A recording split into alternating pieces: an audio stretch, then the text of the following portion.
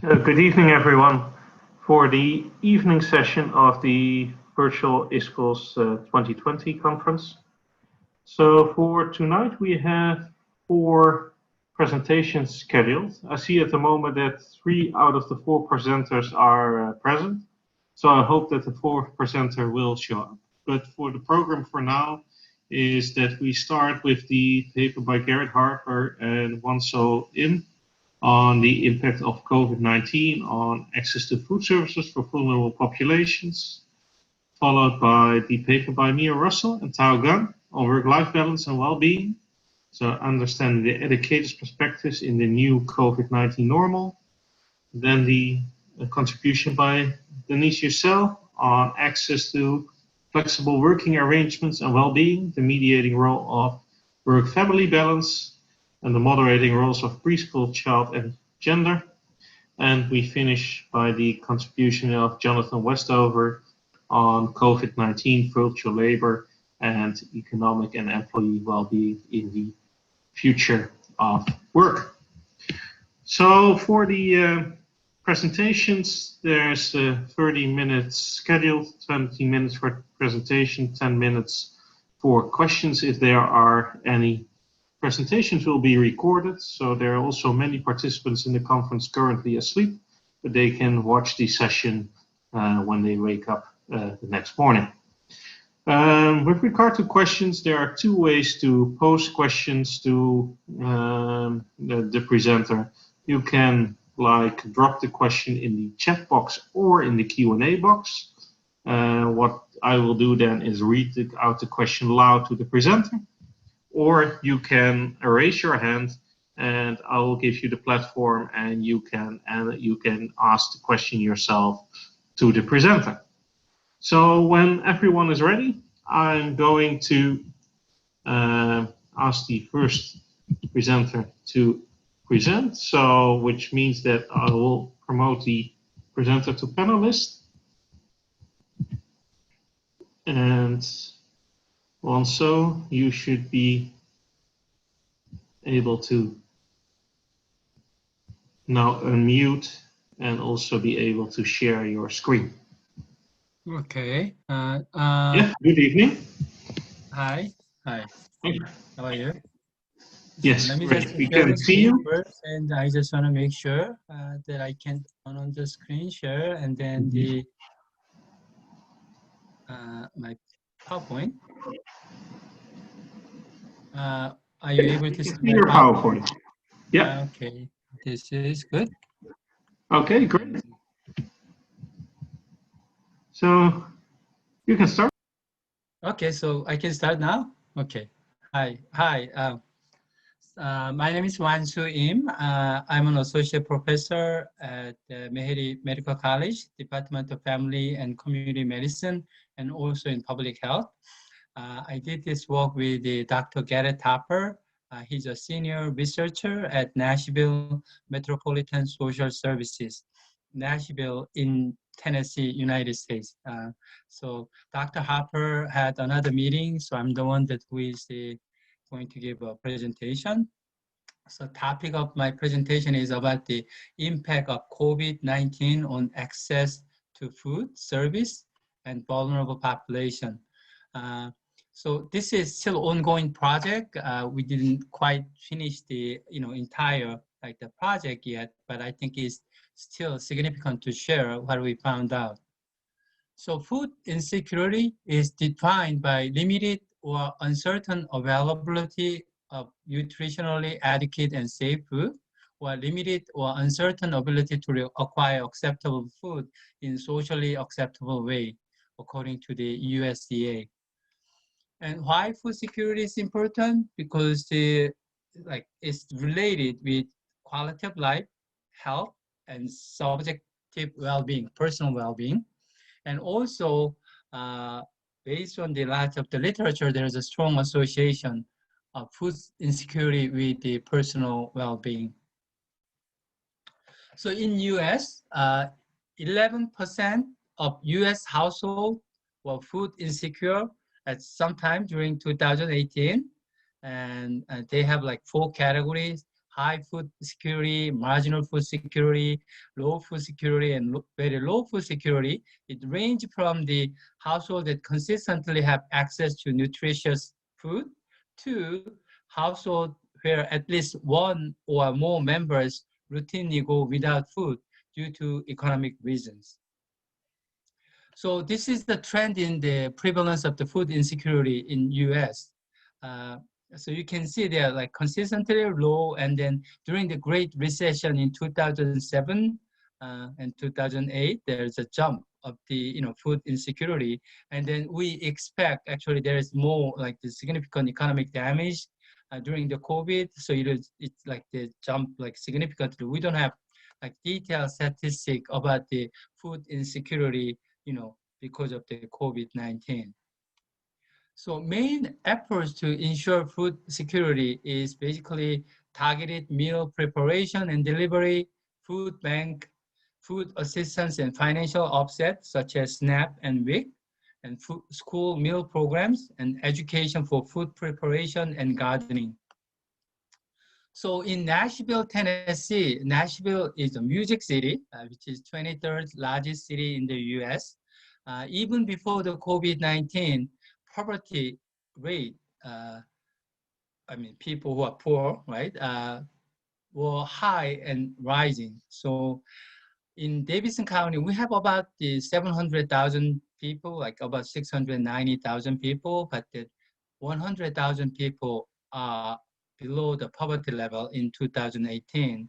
And so it's like a little over 15% of the population. And poverty population it comprise disproportionately of minority population. And then so in the city, African American comprise 26.9% of the entire population, and among African Americans, 25% of the populations are under the poverty level in 2018 census. So these are the vulnerable population for the food the security, which is elderly, those over age 65, persons with disability, person experiencing unemployment, and then children and youth. And then I mentioned it before, elderly and disabled populations are widely dispersed, right? As a consolidated city county, Nashville has pretty low residential density other than the downtown. It has wide diffusion of population over 500 square miles area. So in Nashville, nearly 1 in 10 households in Nashville receive SNAP benefit. This is government assistance program for the supplemental nutrition. And then 40% of SNAP recipient has one or more household members with disability, right? Disability is a big issue. And then 61% of the household receiving SNAP has the children under age of 18 present. And then their median household income is very low, which is $23,000. Over half of the whole family receiving SNAP benefit has at least one person working. In COVID-19 in US timeline, I assume that everybody's watching news. As of yesterday, we had 40,000 new cases of the COVID, and then 1,290 deaths for one day. So far we have about 6 million cases of COVID-19 and also 182,000 deaths. Yeah, so that's really there's a huge changes. In February 6th, we had first person in US died from COVID. March 13, US national emergency declared, and then COVID all 50 US states in March 17. And April 7, 95% of US under lockdown, 42 states. And our unemployment rate reaches 15% in April, more now. June, our GDP declined 32.9% in second quarter. So this is a map that I created for the COVID data visualization as part of my ongoing research. You can see this is where the COVID is happening, right? And then they are kind of disproportionately like happen, and mainly like on the major big city. But if you look at the death rate per case, you can see they are like mainly focused on the southeast and then east area. And then initial death rate was super high, and then it's going down, and then we have increase of the death rate again. Is like it's slowing down little, like, you know. And then this is another, actually the data visualization that I work on it, which is community mobility of like the, you know, data is coming from the Google. So you look at the mobility is that sense like the social distance. But if you look at this one, you can see that there is a huge discrepancies of the government, like kind of lockdown, and then, you know, mobility even among the state and also among the counties. But this affects actually economy and then, you know, unemployment for the, especially for the vulnerable population, which I'm going to show you actually one of the interesting map later. So added local COVID-19 impact, there's a newly added population developed in many areas due to dramatic increase in unemployment. Unemployment of hotel and restaurant workers, personal service workers, and manufacturing workers concentrated several areas of the city. So food assistance ecosystem in Nashville, while Nashville has many large providers of food and nutrition service, like government and the private and nonprofit, complex requirement from COVID-19 interrupted services for many existing recipients. Public service are provided through Metropolitan Social Service of Nashville Food and Nutrition Program. And then other large nonprofit providers include Second Harvest, Nashville Food Project, and then others too. And Nashville elderly seniors as a vulnerable population. So number of elderly continue to rise as a percent of the city population, 10.8% to 12.4% from 2010 to 2018. Nearly almost like 8,000 persons, or 9.4% of the seniors live under the poverty level. So new impact of the COVID-19 on food insecurity due to layoffs and furloughs and household in area where like restaurant and hotel and service organization employees live, like they lost income and increased need for the food assistance, right? But existing food service organization often lacked infrastructure in those communities. And there's an 18% of change, minus change, in small business open, which means 18% of the small business closed business, right? Based on the Brookings Institution report. And then there's a 7.4% rise in unemployment from February to June. And then Nashville is one of the largest percent of jobs, like the, you know, in the high risk factor, which means the, you know, restaurant industry, service industry, the music, and all those due to COVID-19 effects.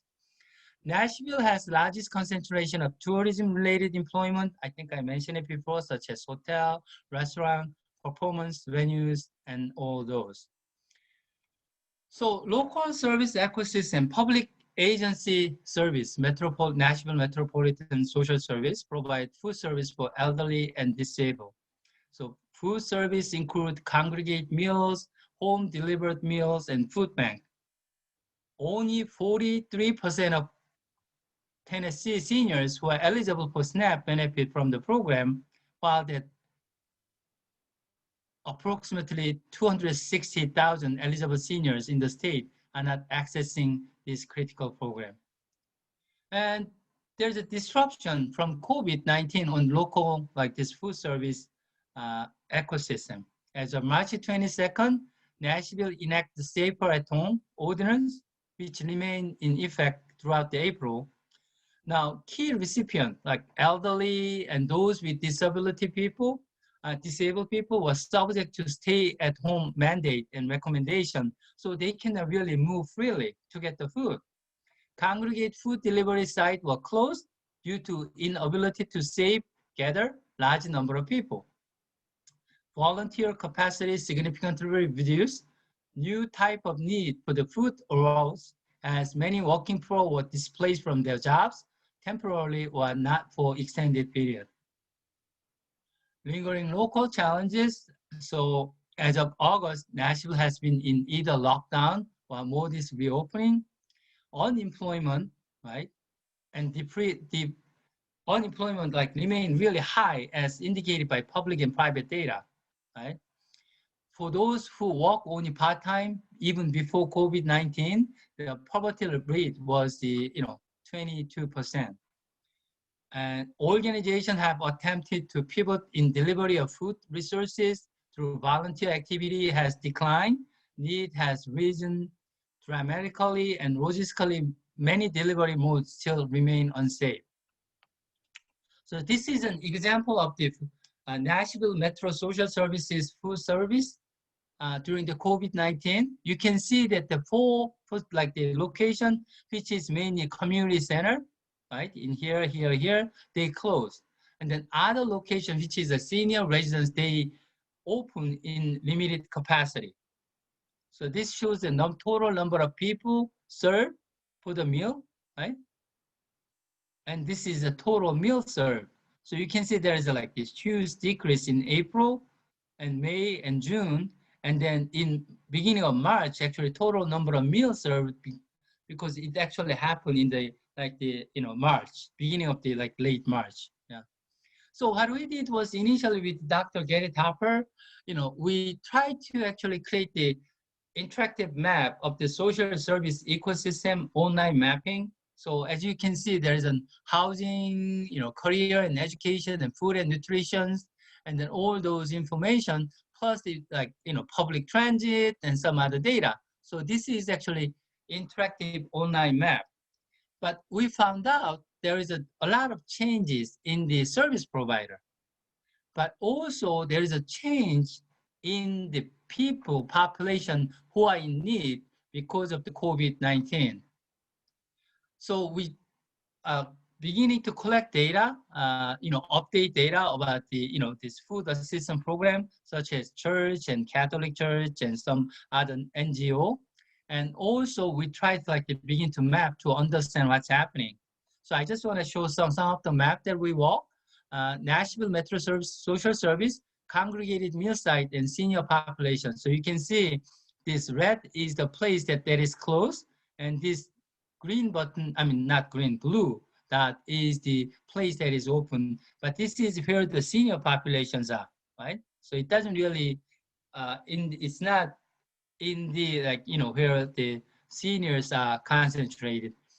But if you look at it, you can look at where the median household income. Actually, the darker color is a high, the income area. This light color, I should actually use a different color, but the light color is the one that has really low income. So you can see those the senior, food, the service location is actually in the low income area. This one is the person on the poverty level, where the people most likely who are in need, and then you can see they are concentrated along those areas. But next map is really interesting. What I did was I look at the census data in 2018, and then look at the occupation of the population. So as you can see, this is really small font, but I look at the occupation of the people who are working in the food preparation and service related, and personal care and service occupation, and sales and related occupation, and production occupation, transportation and material moving occupation. So I choose this group of the people who are most vulnerable during the COVID-19. This is where they are concentrated, right? So this is where they are concentrated. It's kind of similar with the person under poverty, distribution of the people who are in need of the service too, right? Not exactly the same. And so our goal for the original for this research is once we update all the food, the provider and the food services, we try to see where are all the like the population who are in need, whether they have access to the transportation, right? And so this one shows the public transit access with the percent of seniors. And then this one is the looking at the percent of workers who does not use the car. So we assume this is an indicator that they may not have access to the transportation issues, and then compare with this public transit, whether they have means of transportation to access the food service location. So this is still ongoing process. We have to do some statistical analysis, and we are still updating data. So far, these are the findings to date. There's an unusual circumstances of COVID-19 created perfect storm of food insecurity across populations. And mismatches in access to food service and new population in need raise questions for future. The implication is the lack in shift in service and resources has been long, with likely lingering harm to those affected. This is the future direction. We will try to continue exploration of the COVID-19 impact to food insecurity, and we'll monitor changes in food service changes, access impact on equity for various groups such as children and youth, minority, those with disability. And then we'll look at the examine long-term effects of food insecurity on overall well-being of the local population. Thank you for listening. Thank you. Thank you for your presentation. Are there any questions from the attendees for Wansoo? So you can raise your hand or post a question in the chat box.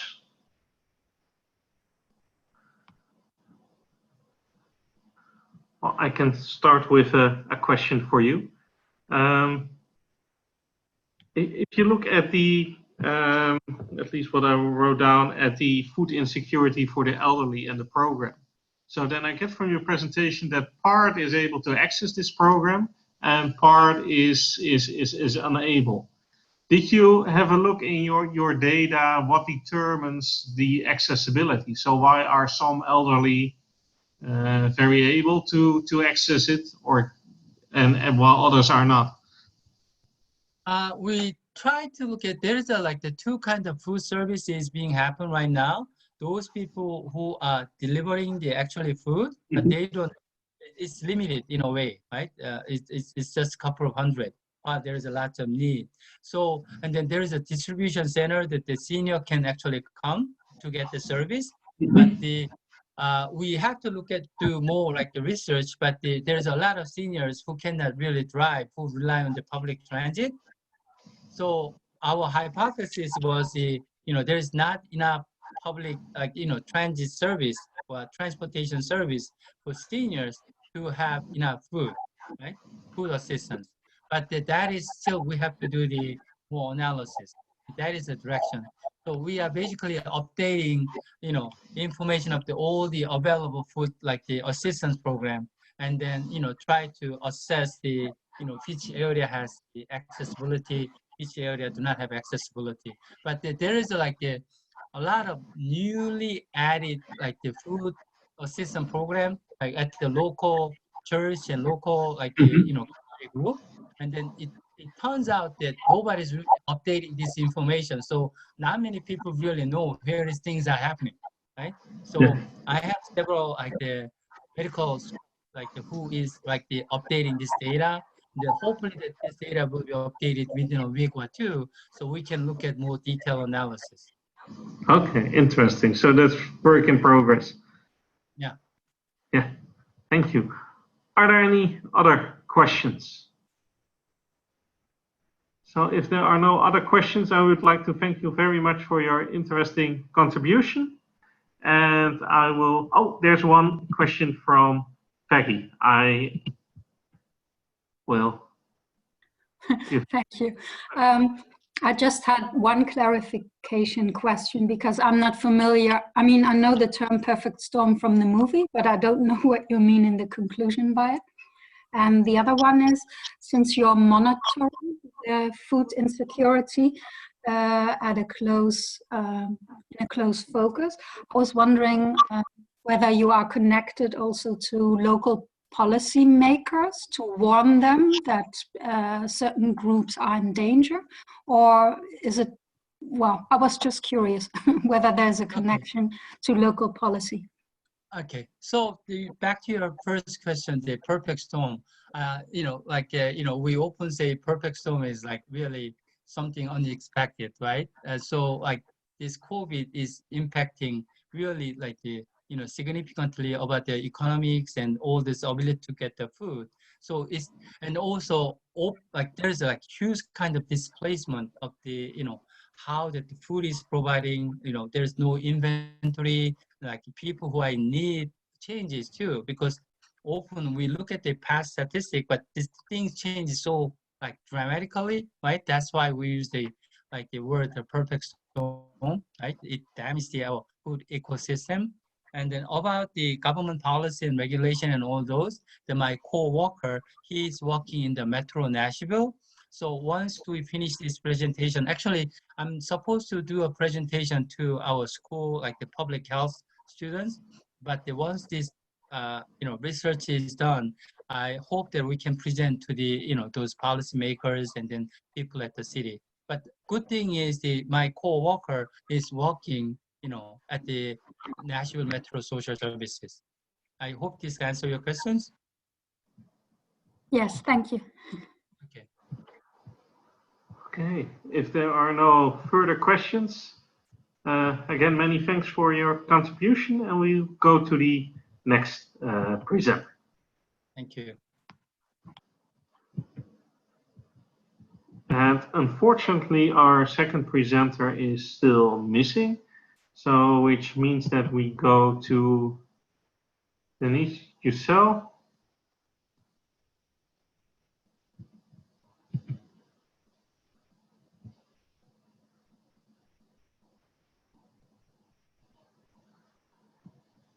Hi, Deniz. Hi, can everybody hear me? I hope Yes, you can. we can hear Okay, you. okay, perfect. I hope my internet connection will allow this. So it's been kind of acting strange, but let's just share my screen first. One moment. That's what I'm going to do.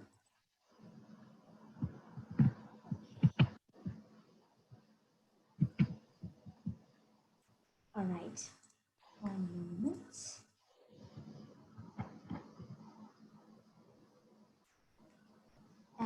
I hope everyone can see this. Yes, we can see your presentation. Okay, thank you. 1 moment. I'm going to start. Okay. Okay, perfect. Well, thank you everyone for being here. As you can realize that the title of the presentation is slightly different from what you see in the conference book. But by the way, I also, I'm going to show my video as well. I don't know why I didn't do that before. I hope everybody can see me. So, okay.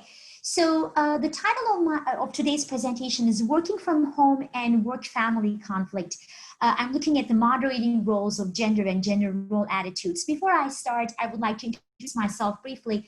My name is Deniz Yucel. I am a professor of sociology in the Department of Sociology and Criminal Justice at William Patterson University in New Jersey in the United States. And as we heard from the first presenter, this project is also a work in progress. So any feedback, any recommendations, suggestions that you can give me at the end, I would greatly appreciate that. I'm not necessarily looking at a data, like I did not collect this data through this pandemic period, which is still going on, but I wanted to look at something that is a very immediate consequence of this pandemic, which is actually more and more people working from home, and what that means for work-family conflict, how we balance between our work and family responsibilities, and what are the moderating roles, how do gender and gender role attitudes play a role in understanding the relationship between working from home and work-family conflict. So this is what I'm trying to explore in this project. As I mentioned, it's an ongoing project. Okay. So let's see. I'm trying to move to the next. Let's see here.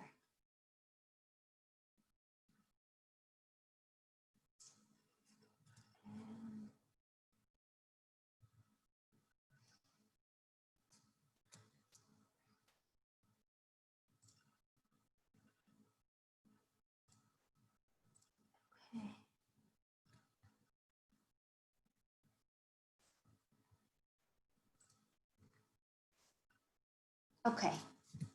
I was having some difficulty before, so I'm just going to move like this. Okay, so as I mentioned before, so if you just look at the introduction here, we know that there's an increasing number of workers that we know who are now being able to work from home as a consequence of this pandemic. And especially during the COVID-19 crisis and the lockdowns that ensued, we have seen an explosion of workers working from home all over the world. For example, in Germany, the reason why I'm mentioning specifically Germany is that because this data that this project is based on is coming from Germany. We do see that a recent report showed that only about 8% of the workers worked from home prior to COVID-19 pandemic, while this has risen to 35% during the pandemic lockdown periods. Although we know that it's been noted from prior research that about 57% of all jobs in Germany can be done from home. So this country specifically, in addition to all the other countries that we have explored and studied, there has been a significant increase in the number of people who work from home. Okay, so working from home is bound to become more of a norm in the future. With this in mind, we need to ensure the possible not only the positive consequences of working from home, but also the potential negative consequences of working from home. I mean, if we think about working from home, the first inclination is that, okay, it's good. You can protect yourself from the pandemic. You can actually do your work from home, but there are some potential negative consequences, and this project is also kind of tackling that. As previous studies have shown, despite the fact that there's a great demand for and interest in flexible working by workers, it's been shown to have negative outcomes for workers and their well-being, particularly how to balance between work and family responsibilities. Many studies show how working from home may actually increase rather than decrease the conflict workers feel between work and family demands. Many arguing that it is due to the expansion of work and the encroachment of family life when workers work from home. Imagine this, people have been reporting different things. Most workers have been actually saying that working from home has increased their work-family conflict because, especially for parents, being at home, that means that you have to create some kind of a balance between, your work and family responsibilities, and that pressure is felt more when you're working from home. This is a possible negative consequence. And also the other thing is that more and more individuals are saying that, and I have seen this in recent research, that people are reporting that they're working longer hours now that they're working from home. So it's not like they're relaxing. It might just have been the opposite effect, that they feel pressured to work longer hours, basically, as a result of this. So this paper, with this in mind, aims to contribute to this literature by examining how gender and gender role attitudes could potentially moderate the relationship between working from home and work-family conflict. We know that many studies have shown that flexible working entails different things for women, for men and women, which is reflected in the outcomes flexible working can bring. And again, I come from I'm a sociologist myself, and there's been some really interesting sociological research which has looked at potential gender differences, how, for example, working from home or flexible working, those kinds of arrangements can be experienced differently between men and women, depending on their responsibilities at home or outside home. Much of the gender variation in the outcomes of flexible working has been attributed to the differences in the gender roles men and women are expected to carry out embedded in our social norms. So this is where gender role attitudes comes into play. So with all this background information, and I'm also looking at the time, I want to be cognizant of the time and do not take too much time here. This brings us to three research questions that we're trying to answer in this paper. The first one, does working from home impact work to family and family to work conflict? I will try to explain these concepts clearly in a second. The second question, does gender moderate the effect of working from home on work to family and family to work conflict? And the third question, does gender ideology moderate this main effect? So if I go to the first question, work to family conflict means something that's happening in the workplace, how that can impact your family. For example, you do have an important deadline that you need to finish at work, how that can possibly interfere with your family responsibilities and how that can potentially create some kind of pressure at home. That would be a work to family conflict because the source of the problem originates within the work domain and how that's reflected onto your family domain. An example of family to work conflict would be something happening at work, something happening within the family domain. For example, you know, if you're in a relationship, you're married or you're cohabiting, it doesn't matter, that there's some kind of an argument at home and how that negativity can be reflected on your work environment that can potentially, you know, impact your performance negatively at work. So the question here is, how does working from home impact work to family and family to work conflict? The second question is trying to answer whether these affects the relationship between working from home and these two types of conflict, whether that is experienced differently by between men and women. And finally, the third question is trying to answer how the relationship between working from home and work family and family to work conflict, how does that differ depending on your gender ideology? Gender ideology meaning what kind of gender roles that you think suit you. For example, are you more of a traditional person, more moderate, or do you kind of carry more of an egalitarian gender ideology? Okay, so these are our three research questions. Quickly, I'm just going to go over the hypothesis. So based on some of the evidence from prior research and theoretical framework, these are some of the hypotheses that we're trying to test. Those who work from home will report higher work to family conflict than those with fixed work location. The same thing applies to higher family to work conflict, which is in hypothesis 1B.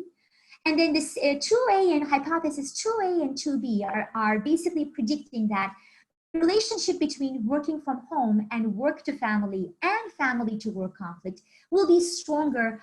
2A is saying that the relationship between working from home and work to family conflict will be stronger for men. And the association between working from home and family to work conflict will be stronger for women. The idea here is that research suggests that, given the evidence from prior research and from more traditional gender roles, it seems like men are, they do give more emphasis on their work responsibilities when they have to choose between work and family, where for women, it's the other way around. And that's why we're predicting these hypotheses, assuming that they do, still carry traditional gender roles since we're talking about the context of Germany. And hypothesis 3A and 3B are saying that the relationship between working from home and work-family conflict will be stronger for men with traditional gender role attitudes.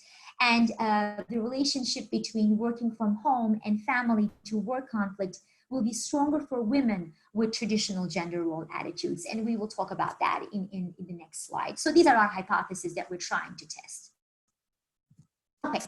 So in order to test these research questions, what kind of data we're using, and some of you might be familiar with this, I'm using Wave 10 from the German Family Panel Survey, and it's also abbreviated as PAIRFAM. This survey started in year, I apologize, they should have just said started in 2008. I wrote it twice for some reason. The survey started in 2008 with the first wave, where information from a nationwide random sample of more than 12,000 anchor persons were collected. And by wave 10, because of attrition, this sample size was reduced to about 4,800 who remained in the survey. In this data, not only the main respondents, so-called the anchor persons, were interviewed, but also their children, their parents, and their partners, if they were in a relationship, were also interviewed. So this is quite a large and rich data set that anyone can use. It's also publicly available. And for this particular project, we do have a final sample size of about 3,500 encores who work for an employer at the time of the interview for the models predicting work to family and family to work conflict, respectively. For this paper, we're dropping those individuals who said that they were self-employed. So we're only looking for those people who said that they were working for an employer at the time of the interview. Okay, so if you just basically, as I mentioned in the prior slide, we do have about 3,500 people. So let's talk about what kind of a sample we have here. For the purpose of time, if any one of you is interested in seeing the actual tables, I will be happy to send those to you by email. But for the purpose of this presentation, I try to summarize some of these findings on a slide. Our sample, on average, reported low levels of work to family conflict and low levels of family to work conflict. So it was kind of like low to moderate range. 75% of the sample said that they were working at a fixed location, mostly from an office, where 17% said they work from home, and the remaining 12% reported basically having changing work locations, which was not steady. 55% of the sample reported egalitarian gender ideology. If anyone is interested, I can talk about how we measure gender ideology later at the Q&A. 27% reported moderate gender ideology, and 18% reported having traditional gender ideology. The gender distribution was slightly skewed. We have about 47% of the sample was male, and 83% of this German sample said that they were German native. On average, respondents were around 36 years old, and 47% of the sample was married or in a civil union. Okay, around 78% of the sample has white-collar occupations, whereas 22% said that they were having they had blue-collar occupations. This was quite an educated sample. 51% of the sample has completed higher education, and 18% of the sample reported having a preschool child living in the household.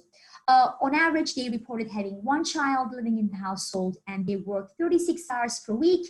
62% of the sample has a partner or spouse who was also employed, and 17% of the individuals worked for public sector, and 15% of the sample said that they worked under a temporary contract. Since we were looking at, on trying to understand working from home, we thought that we should also look at these other factors that might come into play. So these are some of the characteristics of our sample. Okay, I'm just going to go over this quickly. Again, if any one of you is interested, I can answer these later, but our main concepts here are outcome variables, work to family conflict, and family to work conflict. The independent variable is just working from home.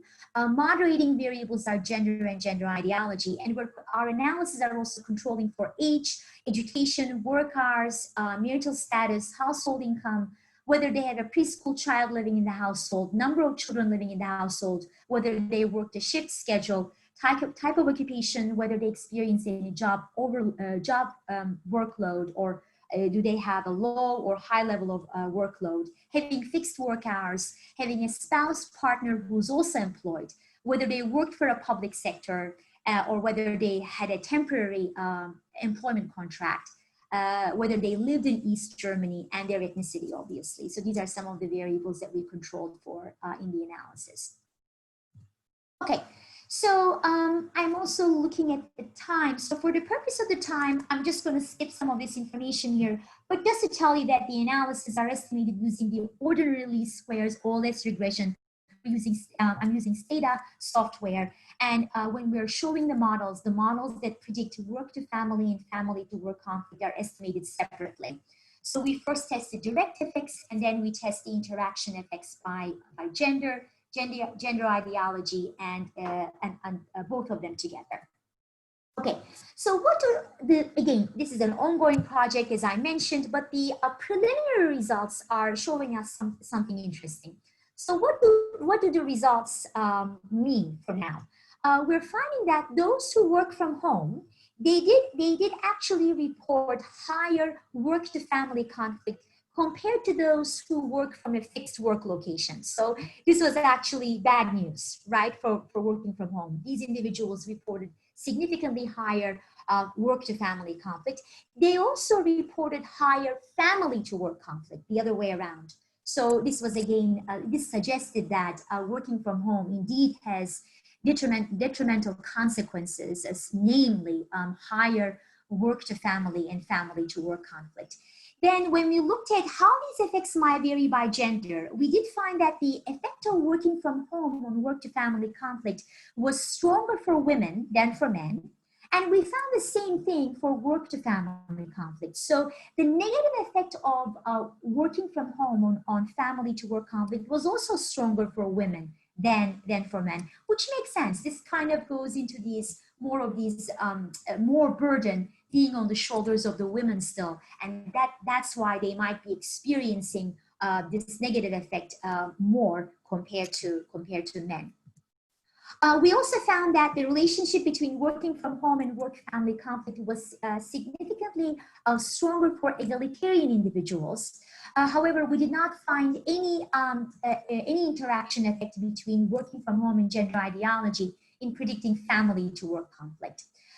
We also found one other evidence. We found that, which is we can see in the last bullet point on this slide, we found that among women, the reported levels of family to work conflict for those working from home was significantly higher for those with traditional views compared to those with moderate or egalitarian views. However, we did not find such difference for men, which I find very interesting. So there seems to be something going on if you look at the joint effects of gender and gender ideology in understanding this relationship further.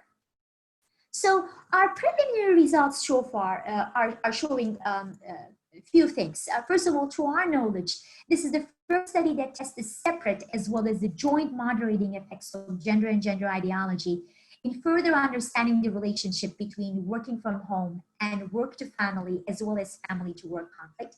These results are consistent with the role conflict theory, which argues that if you have a limited amount of time and you have a lot of different roles that might be in conflict with one another, it is going to create negative consequences for you. And especially we here kind of show that working from home indeed can or indeed creates these role conflict, which can potentially lead to higher work to family and family to work conflict, as we have shown in the preliminary analysis. In terms of the strengths, we do believe that this is there are some strengths in this study. First of all, we're happy to see that say that we do have a rich data with sufficient sample size. We have about 3,500 individuals in the analysis that we focused on, and this study enhances our understanding of the effect of working from home on work-family conflict by testing the separate as well as the joint moderating effects of gender and gender ideology. Also, because of the data that we had, we were able to differentiate between two different types of conflict that we have, which is work to family and family to work conflict. We were able to differentiate between those. The data that we used allowed us to do that. Obviously, as in every study, our study has its own limitation. We're only using one wave from the SPARE-FAM data, so we do have a cross-sectional design here. So we cannot test and prove the possible causal mechanisms, so we have to be very careful. So some of our key relationships might be reciprocal. So because we're using information from one wave, the long-term impact of working from home on work to family and family to work conflict cannot be explored in this study. So we have to acknowledge our limitations as well as our strengths here. So as we also heard from our first presenter, as I mentioned, we are also trying to collect, look at more data right now. So with that in mind, we are planning to use more waves as a possibility as the next step for this study. So that will allow us to use longitudinal data. So obviously, if we have longitudinal data, we can explore the long-term effects of working from home on these individuals. I think that would be very, very timely, especially given the pandemic period that we're going through. This data set, or the particular analysis that we had in this project, we focus individuals as the unit of analysis. We do think that it would be very, very interesting if we did have information about their work location from both individuals within that, especially if there were a couple. So it would be very interesting for future scholars to collect data from couples. So then the idea would be, if we use couple level data, we can look at how information from one spouse can affect his or her own, as well as their spouse's reports of, they should have said, it's a typo here, they should have said their own report of work family and family to work conflict. So we can potentially look at actor versus partner effects. And another final thing that I want to say is one possibility as a suggestion for future research is to use a larger data, potentially more international data, so we can have a more of a comparative approach, and we can try to see how the effects might vary across different contexts. As this study only focused on Germany, it will be interesting to do more of a comparative research in the future. Thank you very much for your time and for listening to my presentation. Thank you for your presentation, Deniz. Thank you. Are there any questions? So you can raise your hands or put your question in the chat box. Don't see any questions yet, so then I start off with my own questions that I have for you. Mm-hmm. So I have two questions. So first of all, I was very interested in your gender ideology variable. So yes. I would like to hear more about it, on how that is measured. Yes, and, thank you. Mm-hmm. I would like also, given that we are in sessions on COVID-19 and well-being, I would be interested if you have any idea on perhaps how COVID-19 maybe moderate the relationship between working from home and the two types of conflict. Mm-hmm. I think these are two great questions. Thank you for that. So basically, there are in this data set, the PairFam data that I just mentioned we're using for this study, they do have, I want to say, about 3 or 4 items that they're asking these individuals. So for example, one item that they have is they're just reading them a statement. They're just saying, you know, men should be the main breadwinner of the family, and then women should stay at home and take care of the children and the household. How much do you agree or disagree with the following statement? So there are a couple of items like that where they have a scale from 1 to 5, from strongly agree to strongly disagree. So then we had to code them and reverse code some of these items, so that the higher number on the scale meant more egalitarian gender ideology, and then the lower number meant more traditional gender ideology. So they're basically reading them 3 or 4 statements, and they're asking them how much they agree or disagree with these statements. One of them I just mentioned. In terms of how, obviously, we're going through this crisis right now with the pandemic COVID-19. This is one of the reasons why I wanted to start this project, because, you know, as we're hearing from the media, from the newspapers, everywhere, one of the most immediate consequences of this, that people are at home, they were, you know, I'm going to be using that term, stuck at home for a while before they could actually go back to their work. And some of these individuals, some of these workers are still at home. So how, during a time like this, as an answer to your question, I do believe, I haven't tested myself, but I do believe that the negative effect of working from home on these two types of conflict that I mentioned would even be stronger if we actually use the data that was collected right now. And the reason for that is because it's a very, very stressful time. It's not like, you know, you have this good mentality and you're kind of relaxed, where maybe you're working from home, but you know that in a week or 2, you can just go to the office if you want, you know, so there's no pressure. So that would have been a totally different thing. But I think the negative effects that I just mentioned during the presentation would have been twice as large, or maybe even more, if the same data was collected during this particular time. I hope that answers your question. Yes, the It answers my question. Many thanks. Are there any questions for Deniz? No? Then, Deniz, I would like to thank you a lot for your presentation. Oh, there's another one. Oh, there's Peggy. I will give her the platform, so she. Yes. I don't know, there's a lag in my pushing the button and then no one sees it. Anyway, thank you for this really interesting presentation. I had three, I had three short questions. The first one is it possible for you to make comparisons between, for example, people without a partner, people who have partners living apart together, so they're not in the same house but in another place, and for example, patchwork families, because I know in the Netherlands these groups are growing more and more. So that was the first question. And then I was interested in whether family care, whether you see it as a core family care in the sense of care, well, not even maybe care, but looking after your partner and children, or also, for example, informal healthcare, looking after your sick parents or other family members. And the third question was, I think you said in the beginning that you dropped people who were self-employed. And I was just curious why, because I could imagine that even though they don't have a boss somewhere else, they might put a lot of pressure on their work, which can cause stress also towards the family. But maybe I misunderstood what you said. Thank you. No, these are big questions. Thank you, Peggy, for your careful review and also these questions.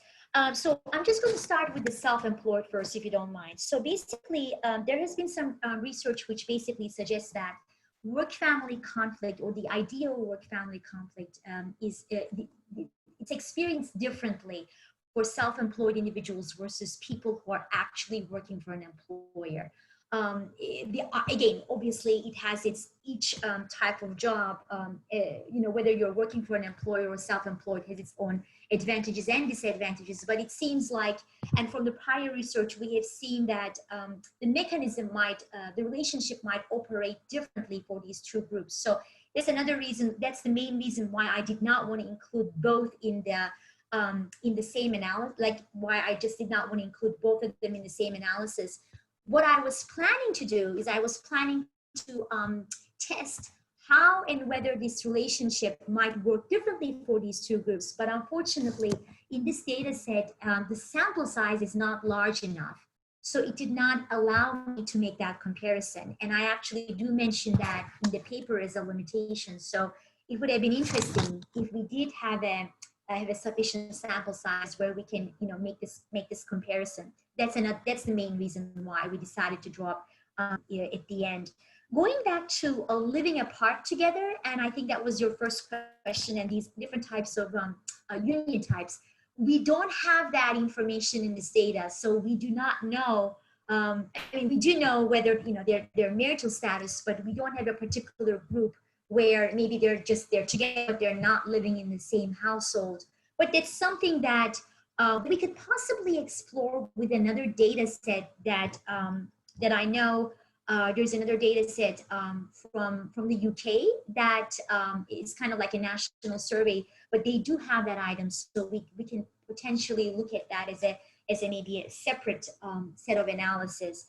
For the other ideas that you had about whether they were taking care of someone, had an elderly maybe, or a child that they were taking care of, we don't have that question. So we do know if they're a parent or not. By the way, I just wanted to say, I should have mentioned it at the beginning of the presentation. That's what I am doing right now. I'm actually trying to replicate these analyses by dividing the sample to those who are parents and comparing the results to non-parents. So that's something that I'm thinking about, and I started the analysis, but I don't know the results yet. So hopefully I will know in a week or so. But in terms of the other question, whether they were taking care of somebody, we don't have that question in the data, because that's something that occurred to me, but we could not excuse me, we could not look at that with the data set that we're using. But these are really great suggestions, and I think we should definitely take that into consideration, if not with this data set, but possibly with another data set. So thank you. Okay. Thanks for your questions and answers. If there are no further questions, then Deniz, many thanks again. Thank and you. We go to the last presentation.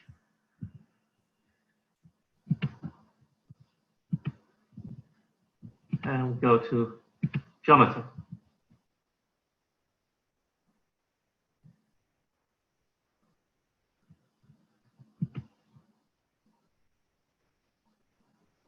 Hi, Jonathan.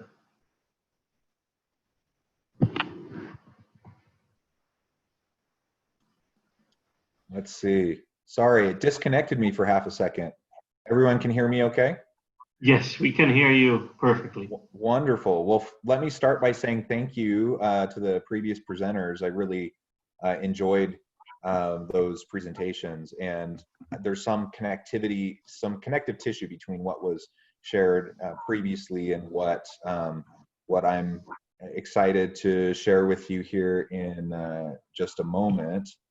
I'm just trying to get my screen. Hold on just a moment.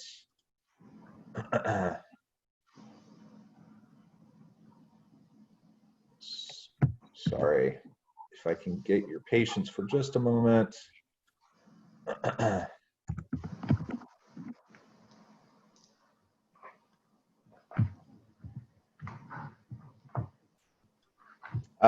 Anyways, while I'm trying to get this to work, I will just do a little personal introduction.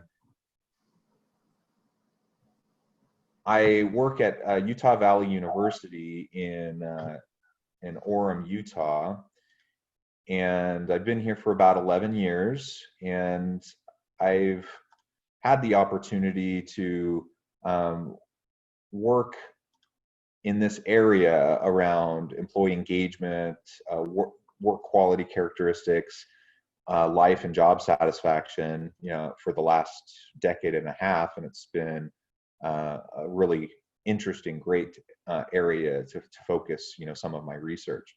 I think you should be able to see my screen now. So let me just move that. Maybe. We can see your screen. Perfect. And again, I appreciate the invitation to be part of this conference. I'm going to be talking about COVID-19, virtual labor, economic and employee well-being in the future of work. And I'm using data that's a little bit older because I don't have any current data in relation to what we're discussing today. But I'll walk you through what that data looks like and where you can get access to it. And then I'll make implications or draw implications from the research to talk about what we can do to address the nature of work moving forward and how things might be shifting as we come out of the pandemic. A little bit about myself. I'm managing partner and principal at Human Capital Innovations, an organizational leadership and people management consulting firm with 20 plus years of experience in that area. On the practitioner side. On the academic side, I'm chair and associate professor of organizational leadership in the Woodbury School of Business at Utah Valley University. I'm also the academic director of our Center for Social Impact and a faculty fellow for ethics and public life in our Center for the Study of Ethics. I'm not going to actually read this slide because it's a big, long, busy slide, but just refer you back to the program for my abstract and what I hope to cover throughout this presentation. So let me just dive right on in. And really, I want to start with my framing for this entire topic and what I hope to come from it. And it starts with a bias towards having a people-centric organization. And I bring a human capital perspective to that. So what I mean by that is, just like organizations have all different forms of capital at its disposal to be able to bring about the purposes of the organization, that could take the form of financial capital, that can be intellectual property, intellectual capital, that can be plant equipment, property, all these different forms. Well, one of those forms of capital is human capital. And just like I would be very willing to invest in a really expensive piece of equipment, I would be willing to maintain that piece of equipment. I'd be willing to upgrade that piece of equipment in order to help the organization be successful. So too should I be willing to invest in my people. And if I have a people-centric culture and a people-centric approach in my leadership, that means I will see my people as an asset, not in terms of like this manipulatable cog that I can, pull levers to try to get them to do what I want, like a piece of machinery. That's not what I'm referring to, but in the sense of that we want to invest in it, just like other forms of assets, other forms of capital. And we need to reinvigorate our human capital, just like we would any other form of capital. And as we have that mindset, then that will lead to different approaches to how we run our organizations and how we interact with our people. It'll fundamentally shift the nature of those relationships.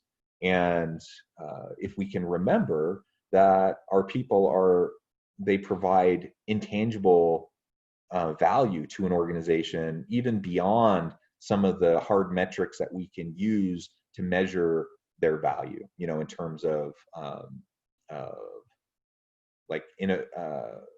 retention costs, for example, or what it costs to hire someone, get them up to speed in the job. These are metrics that we can use, and organizations do use, to understand, the value or the cost related to an individual employee, or if they were to leave the organization. There's all sorts of other things, though, that are harder to measure, but are equally as important as we try to recognize what employees bring to the table. And ultimately, it's the employees, it's the people that are going to drive creativity and innovation, that will drive greater levels of customer loyalty, better products and services, and help the organization to be successful. So that's here, what you see in this simple diagram is really a summary of a tremendous amount of research. So each of the arrows represent a whole bunch of research that demonstrates that causal link. So we start with meaningful work, interesting jobs.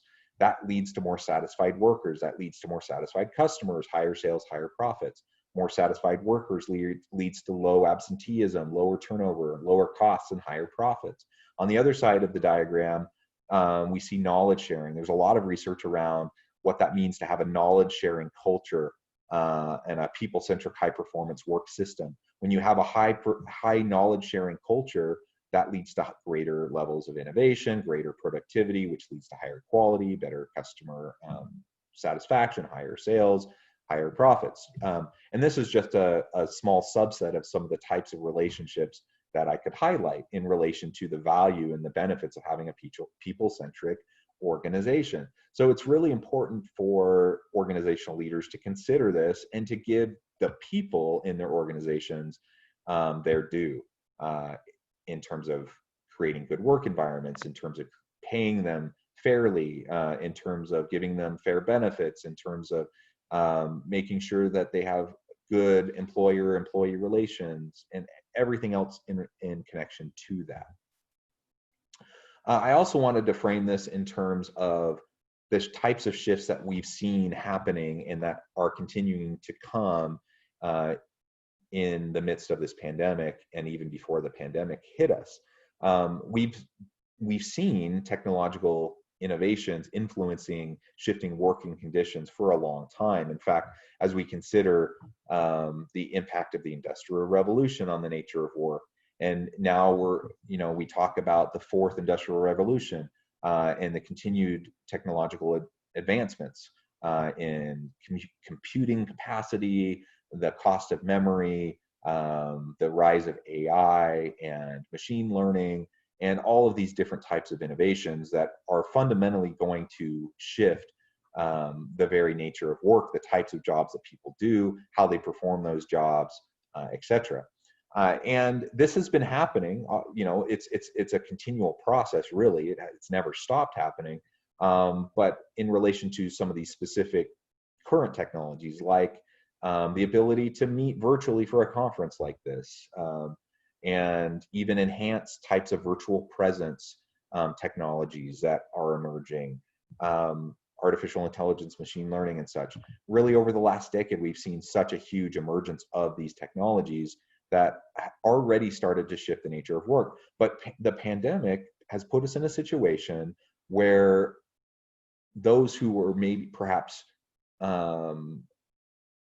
slow to adopt these technologies, they were resistant to these technologies. Now they've been put in a situation where they have to find ways to adapt, and they have to adopt the technologies to move, just to stay afloat and to move forward.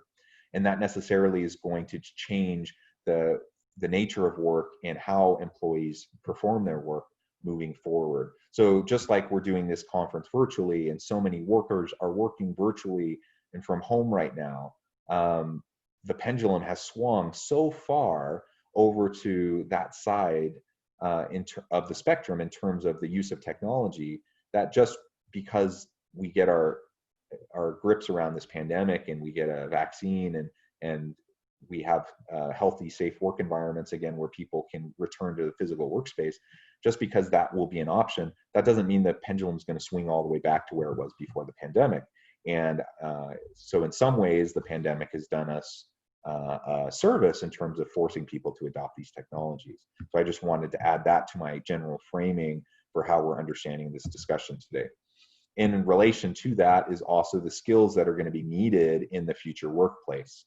So we have all these different drivers of change in this broader global contextual environment, an increasingly computational world, superstructured organizations, increased global interconnectivity, new media, the rise of machines and technology, and just demographic extreme longevity, people living and working longer. And so in the middle of this diagram, you see all of these different skills that are going to be needed increasingly within the workforce: cognitive load management, virtual collaboration, new media literacy, cross-cultural competencies, adaptive and novel thinking, sense-making, design thinking, and transdisciplinarity or interdisciplinarity. And we need people that are adaptable across fields, people that can apply these skill sets in a variety of different contexts if we as individuals want to be employable and as organizations want to be competitive into the future. So that brings me then to the nature of this specific research. And I would refer you to a recent research brief that we put out at Human Capital Innovations, Designing Work During COVID-19 Implications for Managers and the Future of Work, where I summarize some of this. And this is a very practitioner-oriented document. And so you'll see towards the end of my presentation today, time permitting, some of those kind of practical applications of this research and what managers and leaders should be thinking about as it relates to all of this. But I would refer you to that report. It's free on our website. So now let me talk about the data and the research that has been underway for a long time now. You may be familiar with the International Social Survey Program. Each year they put out really great modules on a whole variety of topics. I've worked primarily with the work orientations data. The first wave was 1989, then 1997, 2005. The most recent available data set was 2015. And then they have another wave that should be happening, I think, in another couple of years. So it hasn't been completely consistent, but around 8 to 10 years between waves has been kind of the norm. And it's publicly available. You can register, you can get access to the data, and there's all sorts of really amazing, great insights that you can gain from this data set. What I'm going to be presenting to you today is specifically the 2015 wave, though I have worked a lot with looking at the 89, 97, 2000, and 2015 wave all in conjunction with each other.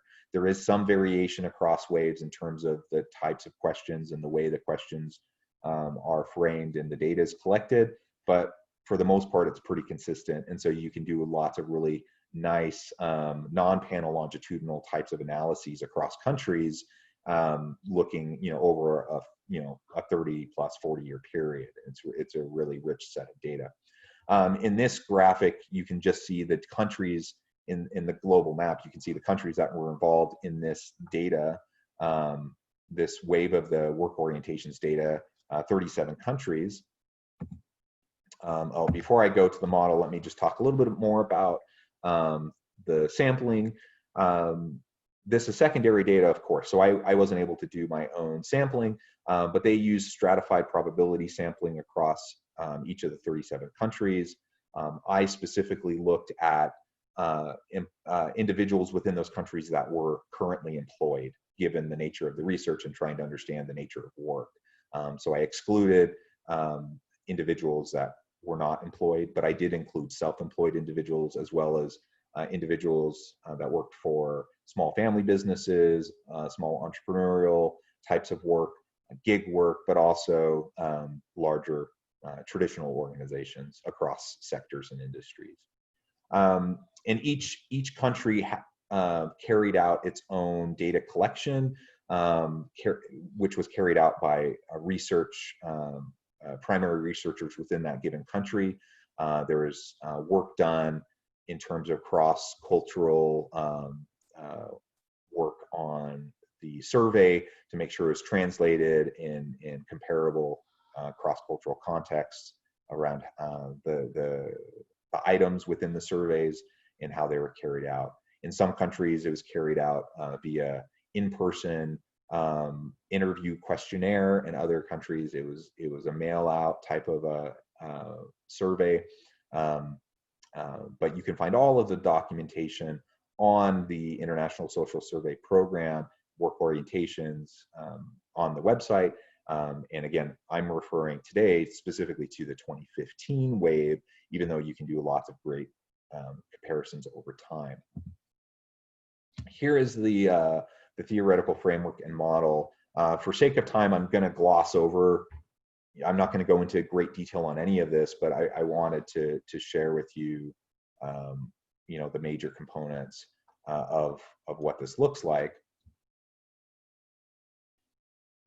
And given that we had a richness of data across countries, usually with about 800 to 1,000 working respondents within those countries, so that those are the samples within each country.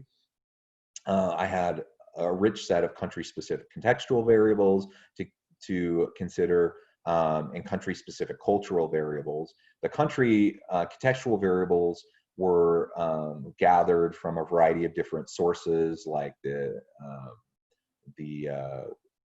CIA World Factbook, the OECD, and other similar types of international data sets for geopolitical and socioeconomic types of variables that provide, more of a country context. And then country-specific cultural variables were pulled from the Globe study and looking at cross-cultural differences. So that data came outside of the International Social Survey, and then everything here from individual controls, key independent variables, and the dependent variable were all from within the International Social Survey. And there were some limitations based on what's available in the survey. There were things I would like to include in the model that I wasn't able to, just because of lack of consistent availability across countries. Some countries had a particular control variable, other countries didn't have that control variable, etc. But you can see the variables that I included here. And for more detail on how they were operationalized, you can find all that documentation on the International Social Survey Program website. So gender, age, education, marital status, size of family, work hours, job classification, supervisory status, employment relationship, and whether they're in public or private sectors, were those key control variables. And then really the main variables of interest to me, generally, as it relates to the nature of work, but specifically in relation to this COVID type of world that we're in and how we prepare for a post-COVID world. So we have all these work-life balance variables that are really interesting. Working from home, working weekends, schedule flexibility, flexibility to deal with family matters, and work interfering with family life. Then we have a variety of intrinsic rewards, interesting work, job autonomy, helping others, my job is useful to society, extrinsic variables, job security, pay, promotional opportunities, physical effort, work stress, and work relations, relationship with coworkers, relationship with management, contact with others, and then discrimination and harassment variables, if they've experienced that. And so for each of these key independent variables, these were 1 to 7 Likert scales, single item indicators. Unfortunately, we didn't have the benefit of having multi-item measures for each of these constructs, but they are single item indicators. And again, you can find all the details on the operationalization of those variables on the International Social Survey website.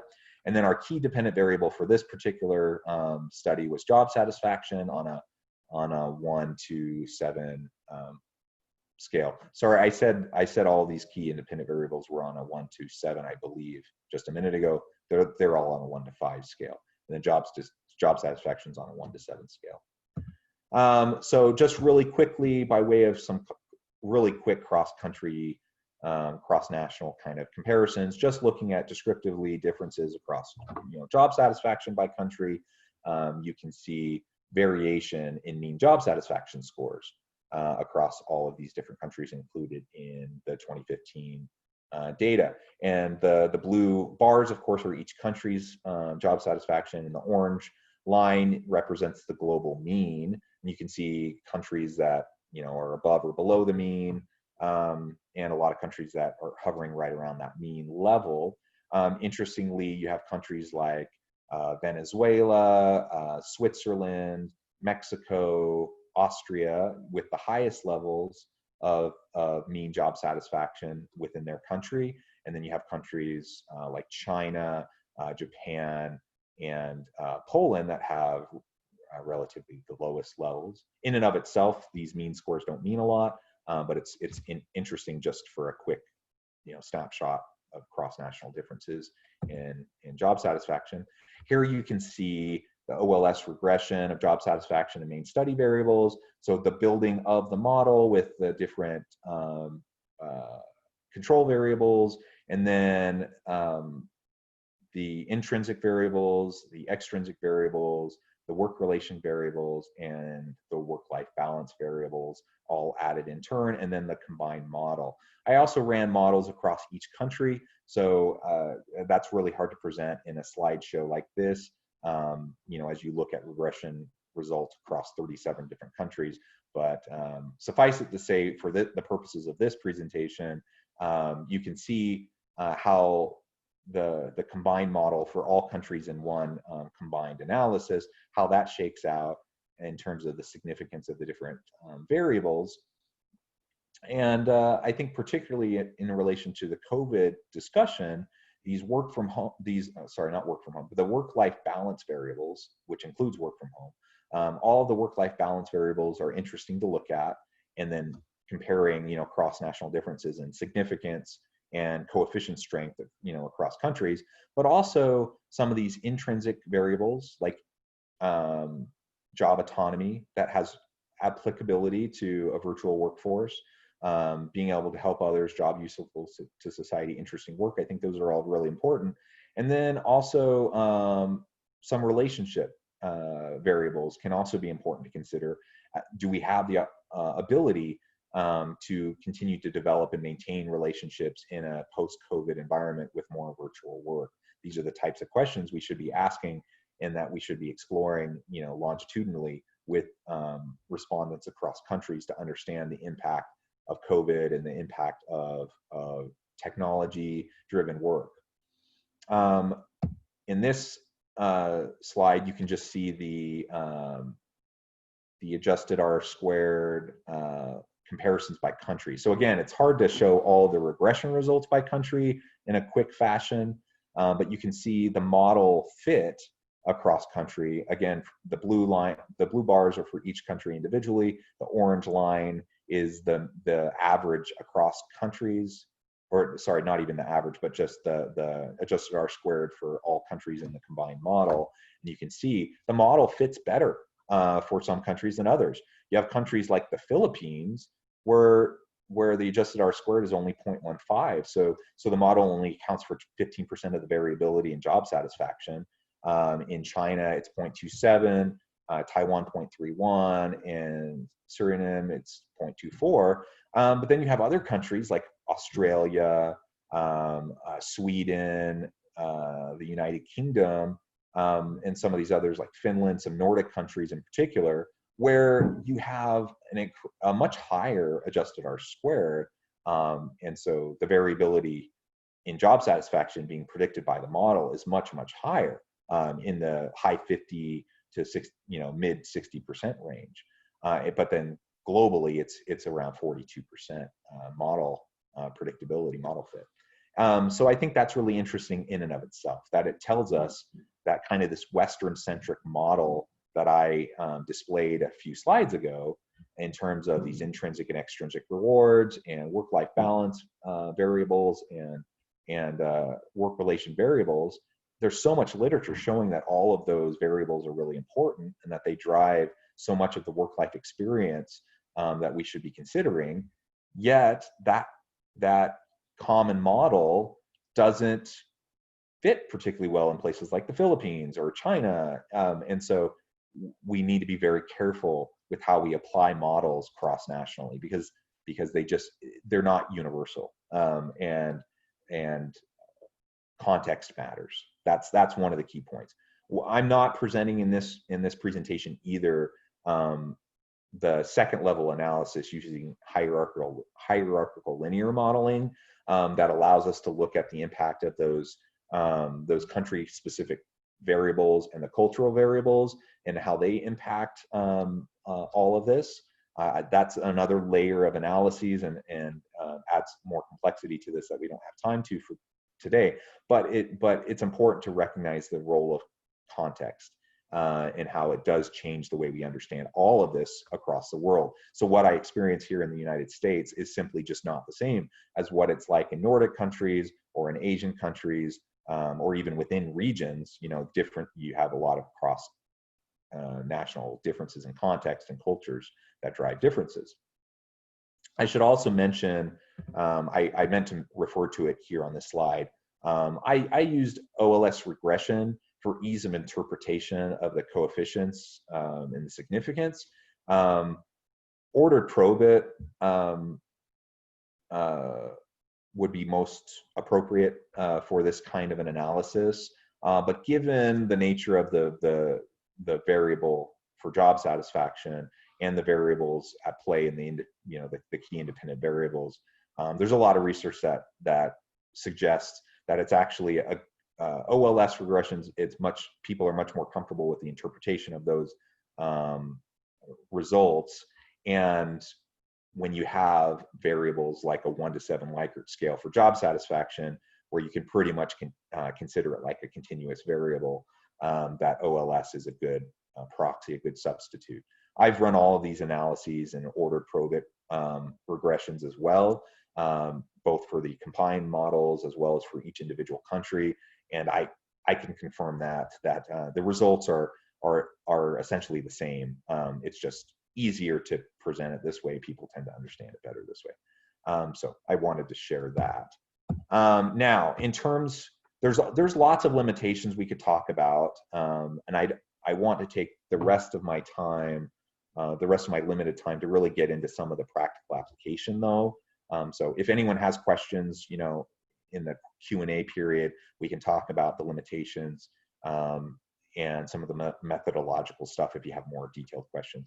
But I think in relation to this COVID world that we're in, we can see in this slide the importance of these intrinsic factors, relational factors, work-life balance factors. They're very significant. They drive important contributions to job satisfaction and understanding job satisfaction cross-nationally. And this was five years ago, right, when this data was collected. If I had the luxury of having the same data right now, pre-COVID in January, February of 2020, and then now like mid-COVID, and then we can look at post-COVID, I would suspect to see some super interesting things in relation to this mix in this model, in terms of what it looks like for workers and what their expectations are and how it impacts their job satisfaction. Right now, we just have to kind of draw inferences from the 2015 data. But questions for organizational leaders I think are really important. How do we create meaningful work? How do we enhance job autonomy in the workplace? How do we make sure that our employees have an opportunity to do what they do well each and every day and have control over how they do it? This was important when we're working together physically, but this is even more important now that so many people are working virtually. How do we make sure people feel purpose and have meaning in their work in a virtual environment? How do we make sure that they have enhanced job autonomy and that we're not trying to micromanage them virtually? And then all sorts of work-life balance types of considerations. In terms of working from home, the last presentation talked quite a bit about this. But what aspects of one's job is amenable to, a work from home type of a situation? And how can organizations build that more into what people are doing, even post-COVID? So once everything's safe and people can return to a physical workplace, there are so many benefits from being able to work from home, particularly for parents who have children, and particularly for women, because so many women bear a disproportionate burden of childcare and household duties and those sorts of things, that having the ability to work from home, at least somewhat, can really help in terms of an employee's overall motivation, their engagement, their job satisfaction. Similarly with schedule flexibility, if people are working virtually, you need certain coverage, right? Depending on the type of job, you need to cover certain hours. Maybe they need to respond to customers or clients. You need to hold meetings. You need, that sort of thing. But a lot of the work we do, it doesn't really matter when we do it. And so having the flexibility to do your work when you can, so that if you're stuck at home with a bunch of kids who are doing virtual school during COVID, that you can help your kids in the morning, and then maybe you wake up extra early and you do work and then help your kids later in the morning, and then take a break from work and then start working in the afternoon into the evening a little bit. Having those types of flexible working arrangements can make a big difference and be life or death for employees in terms of how they get their work done. Flexibility to deal with family matters. Again, same thing. We need to be able to make sure that people have the flexibility to address the types of needs that they have as they're balancing work, life, friends, school, everything in this moment. Reducing interference, work interference with family, and having weekends off. In addition to the research that I've conducted, there's lots of evidence and lots of other research to show the benefits of these factors. And it holds, the impacts are a little bit different across countries, but it holds across countries that these are important factors that we need to consider when trying to design effective, meaningful work for employees. I could go on and on and on, but I want to give more of a chance for questions at this point. So I will be quiet and just try to respond to any questions that you might have. And please feel free to reach out to me even offline. For those of you who aren't watching this live, feel free to reach out to me at john.westover@gmail.com, and we can have a discussion about any of this research, any of the results. And you can find more details about all this research, links, out to my peer-reviewed articles and my Google Scholar profile. You just search for Jonathan Westover, I'll come right up. Or you can go to my company website, innovativehumancapital.com, and we have lots of research briefs, and we research one-shots, one-sheets and snapshots that summarize a lot of this research, and hopefully in a really digestible, practitioner-oriented way, so that the goal is that leaders can pick up some of these research one-sheets or snapshots and digest it quickly, understand it, within 5 minutes, and then have a few key takeaways that they can then improve their how they interact with their employees in a regular basis. So please check out the greater detail on any of this research in those places. I've published probably 15 to 20 articles in peer-reviewed journals just on the various waves of the International Social Survey work orientations data. It's a super rich data set, and I highly recommend you check it out if you're not familiar with it already. All right, so I'll be quiet. Let's take some questions. Thank you, Jonathan. Are there any questions from the attendees?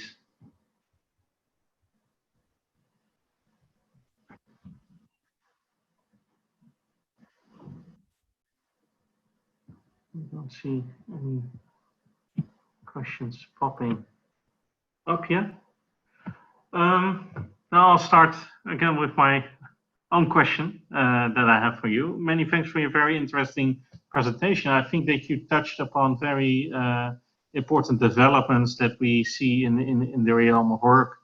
What I was interested in is also, in your opinion, you showed some important questions also for employers and people in business. What are your thoughts about, so there is also occupations that are about to disappear. So we will, probably in the coming decades, we will see robotization and automation, and probably COVID-19 will only accelerate this development because also of the need for social distancing. So what is your view for, especially in terms of meaningful work for those people for whom there is maybe not meaningful work anymore in the coming decades? Is that something that business should also address, or is that more something for public policy? Yeah, well, great question. And maybe, so in my response to that, maybe I'll go back to this slide, because I think as we consider the disruption in the labor market, and we consider the types of jobs that people are performing and the shifts in work and the professions, technology is definitely one of the major drivers. There's other drivers, of course, as you see in this diagram. But things are just going to be different, and there's going to be a lot of displaced workers, to your point, right? To your question, there's a lot of jobs as they exist today that won't even exist in 10 years. There's whole entire professions that are probably going to be drastically changed and perhaps even kind of fade away, or at least be tremendously changed, and then whole new professions that we probably haven't even conceived of yet. It's hard to know what we don't know, about the future. It's hard to really predict. We don't have a crystal ball, but I do think there's some good news in the nature of meaningful work, and the heart of your question. And maybe part of my framing is related to my generally optimistic view of the future. And I kind of consider there's two ways to think about disruptive technologies and their influence on the world. One is kind of a dystopian kind of view, where you basically have like a Terminator type of scenario where artificial intelligence and machine learning becomes sentient and ultimately takes over the world, and we just have this like a post-apocalyptic experience. And that's a really grim view of like the possibilities of the future based on technology. But then you have like at this other end of the spectrum where you have like this Star Trek type of utopia, where technology basically allows people to be less focused on survival and more focused on meaning and purpose and exploration. And I have to admit, my view is more closely aligned with the Star Trek approach to the future than like the dystopian Terminator approach. And I think largely the disruption in the workplace and with work and the way technology is going to influence that, I think is largely probably going to be good for employees, because it will require upskilling. It will require people to learn new skills that maybe they don't have now. but the types of work that people are going to be doing in the future, I believe, will be less routinized. It will be less tedious, in large part because you're going to have machines and computers that are going to be able to do that work that currently we have people doing. The more routine, the more algorithmic the type of work that is being performed, the more that's going to be easily replaced in the future using technology. That's scary because it causes displacement and causes realignment of labor markets and of the labor force. But in the long run, I think that actually will be a good thing for workers. I think you'll have people doing what they want to do, doing stuff that's meaningful to them, that can contribute back to society, and where they're not doing all the tedious stuff that nobody really likes to do. So, I mean, that's kind of my general thought about the question. Obviously, I don't know any better than anyone else. You know, I don't have a crystal ball either, but that's my perspective. Many thanks. Are there any other questions? Yes, there's a question by Kelsey. Yes, hello. Thank you Hello. for your interesting presentation. If you could go to your regression results, I think that would be helpful. So what I'm thinking about is whether or not, or to what extent we can apply these results to today. And if you look down towards the bottom, right, in the combined model, working from home is not a statistically significant relationship. And then you also see flexibility to deal with family matters coming in negative.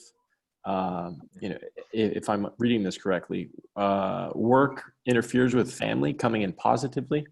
So yeah, so let me speak to that for just a moment. Yeah. I probably should have when I shared the slide. So that's an artifact of just the way the scale is set up in the questionnaire. So it's actually the type of relationship we would expect to see. So the more flexibility you have to deal with family matters, you have greater job satisfaction. But they reverse the scale. Okay, the scale's reversed. Okay, yeah. And same thing with the other one. Yeah. Okay, that makes much more sense. Okay, so that's very helpful. The other thing I think that might be helpful is, if I understand, this is just the 2015, and you have, going back to, I think it was 1989. Yeah. I'm sure the variables have changed somewhat over time, but if you can potentially, in additional research, or maybe you've done this already, look at how the relationships have changed over time. So maybe we place more emphasis, or especially women, as you mentioned, who often have, say, the double shift, emphasis on work flexibility. And so if you see stability in coefficients over time, then maybe it's more applicable today. Or if something changes rapidly, then maybe it's not so applicable today.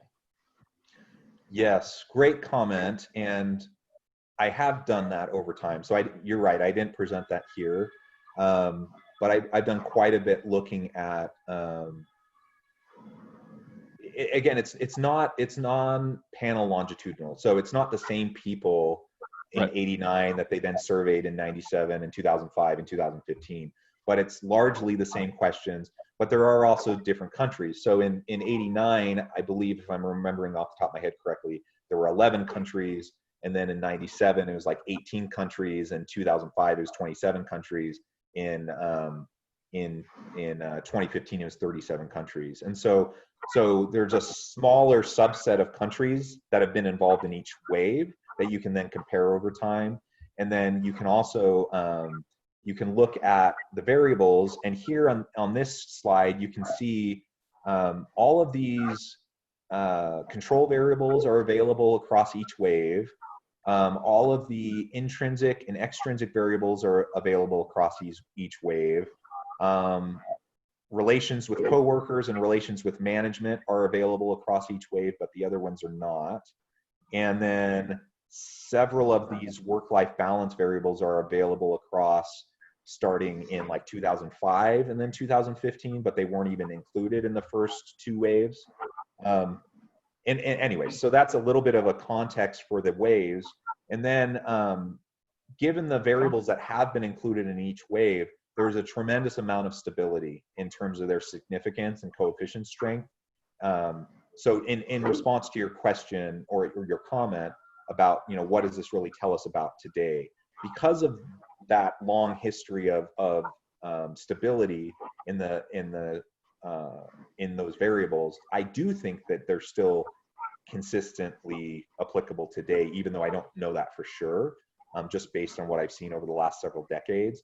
But some of these, I can't say as firmly, like some of these work-life balance variables that have only been included in a couple of waves.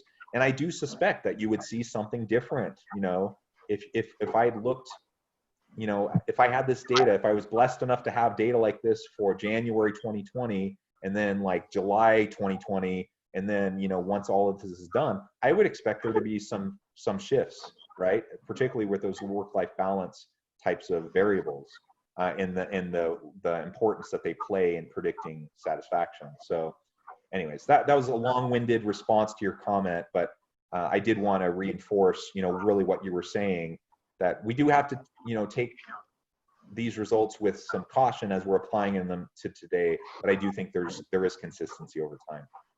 Sure, that's very helpful response. You could add work from home, depends on the technology, and Sure. whether we were forced. We're now using Zoom, which we didn't have in 2015. Yeah. Okay, thank you. Yeah, thank you. Okay, many thanks. Are there other questions? Let's see. Others? Then many thanks for your contribution, Jonathan. Thank you. Let me stop sharing. I should have done that a while ago. No problem. Yes, thank you, everybody. I would like to thank all the presenters and attendees for their presentation and questions. Our conference continues tomorrow, 8 o'clock West European time. Maybe a little bit early for our American viewers at the moment. But you can watch all the recordings of the presentations are accessible through the ISCOL's conference forum, and they should be available by tomorrow. So thanks again, and enjoy your day or remainder of your day. Thank you. Thank you.